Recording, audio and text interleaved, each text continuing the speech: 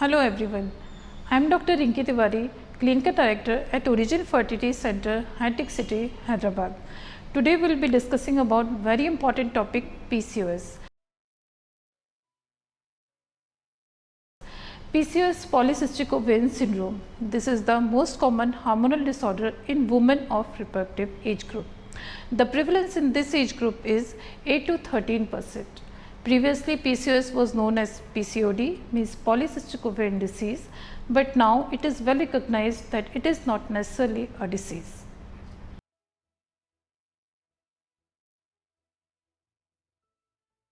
Different patients of PCOS experience different symptoms. PCOS is a spectrum of clinical features. At the one end of the spectrum, you may see women with mild symptoms of PCOS. At the other end of the spectrum, you may see women with severe disturbances in their endocrine, metabolic and reproductive functions. The most common symptom of PCOS is irregular menses. Other common symptoms are excessive facial or body hairs, excessive acne and infertility.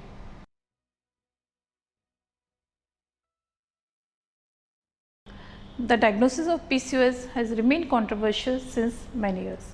Still, Rotterdam criteria is the most accepted criteria for the diagnosis of PCOS. According to this criteria, if any woman is having two features out of these three features, then we need to consider her as a PCOS. These three features are irregular menses or any sign of high androgen level in the blood like excessive acne, excessive facial or body hairs, or if she is having ultrasonic picture of PCOS, means if she has multiple small follicle in any one of the ovary, the follicle number should be more than 20.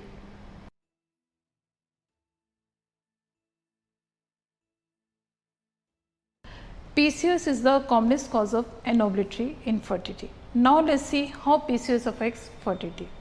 The basic cause of infertility in PCOS is arrest of follicle growth.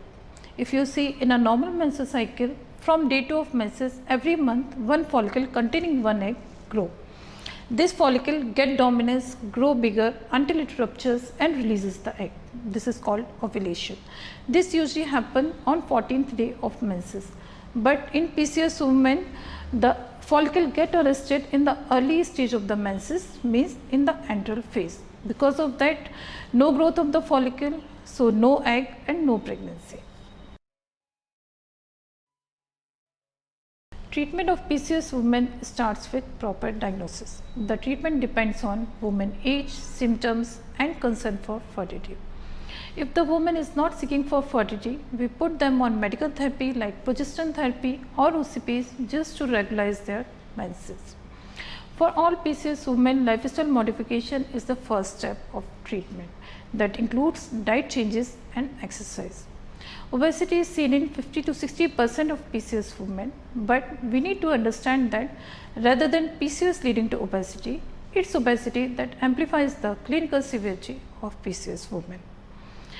We advise obese and overweight women to reduce their weight before starting treatment for pregnancy, because it has proven in studies that 5 to 10% of weight reduction also can give them spontaneous ovulation. Sometimes they may conceive without even any treatment.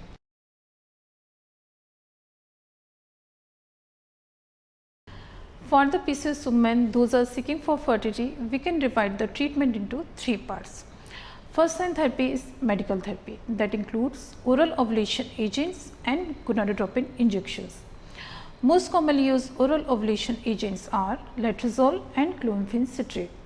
We start these drugs from day 2 of menses for 5 days, followed by follicle growth monitoring by ultrasound. Depending on the follicle growth, patient may need to take sometimes gonadotropin injections also. And once follicle gets ruptured, the couple can try naturally or they can go for IUI depending on the patient profile.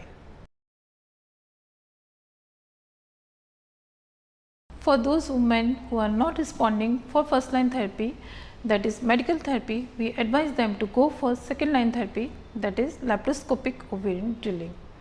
In this, through laparoscope, we enter inside the abdomen and give certain punches to the ovary depending on the volume of the ovary. That decreases the local androgen level inside the ovary. Finally, the third line therapy is IVF.